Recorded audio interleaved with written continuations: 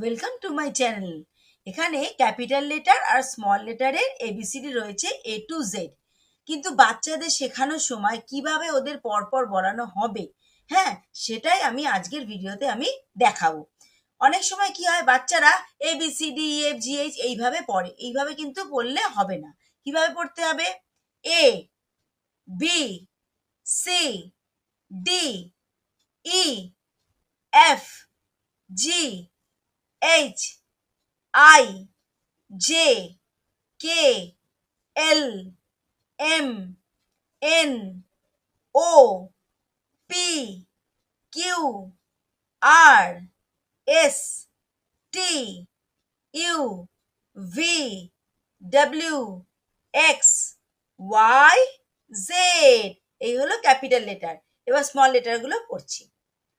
A B C D E F G H I J K L M N O P Q R S T U V W X Y Z।